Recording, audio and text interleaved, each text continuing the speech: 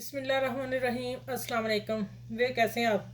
चलें, आज मैं अपनी बहनों को और बच्चियों को, जो मेरी बेटियां हैं, जो जिनकी शादी हुई है, वो काम अभी सीख रही हैं, उनके लिए मैं छोटी छोटी टिप्स अभी दे रही हूँ। फिर इंशाल्लाह चलता रहेगा सिलसिला आपकी दुआओं से। ये है चिकन बोनलेस।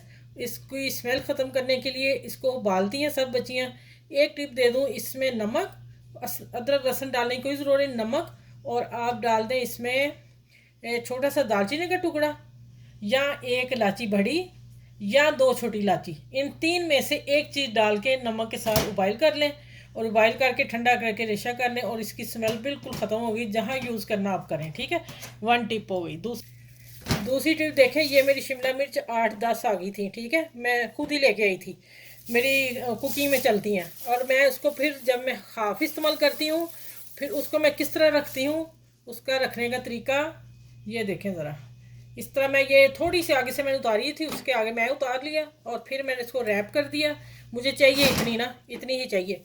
फिर मैंने इसको रैप कर दिया, और फिर इस शॉपर में डालनी है, और इसको अच्छी तरह आप इसको ये मेरी 10 दिन से चल रही है, मैं इसलिए आप लोगों को शेयर कर रही हूँ।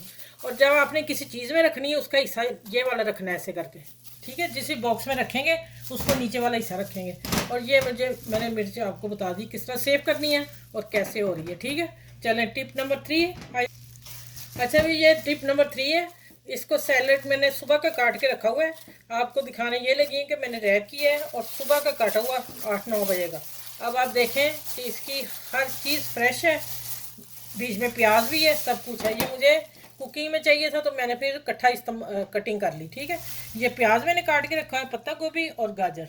सिर्फ रैप करना है आप लोगों ने, बेशक आप 2 दिन बाद निकालेंगे, 3 बार निकालेंगे, इसी तरह निकलेगा, ठीक है। और इसमें कोई चीज़ नहीं डालनी, इसलिए नमक वगैरह कुछ नहीं, सिंपल काट के आप लोग रखेंगे, और फ्रिज में बीच वाले खाने में रखते हैं। ये देखें, इसी में ऐसे मैंने रैप कर दिया, इसको टाइट कर देना आगे से, और ऐसे नीचे फोल्ड कर देना, बस। ये नंबर 3 हो गई है। अच्छा, ये हो गई टिप नंबर 4 आ रही है, ठीक है। ये है बेकिंग पाउडर, ये है बेकिंग सोडा, ठीक है।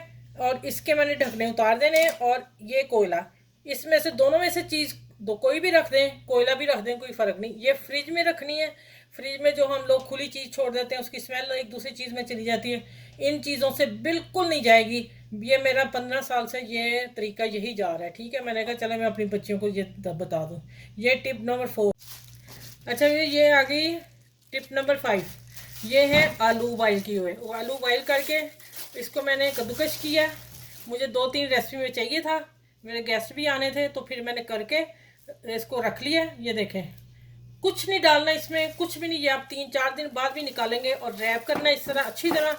ये देखिए अब मैं कैसे करती हूँ, इसको फोल्ड आगे से घुमा देना है कि इसके अंदर हवा नहीं जाए, बस। इस तरह मैंने ये फ्रिज में सुबह के रखे हुए हैं, ये मुझे कल नहीं परसों चाहिए, तो इंशाल्लाह इसी तरह निकलेंगे।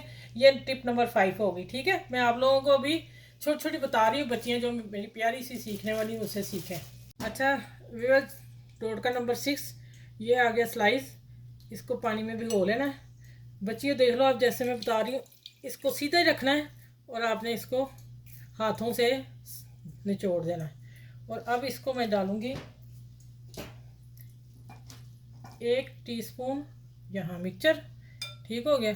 अब इसको इधर से बंद कर देना, इधर से भी कर देना, और इधर से अच्छी तरह बंद करेंगे, ठीक है। ये देखें, बड़ा इजी हो जाएगा।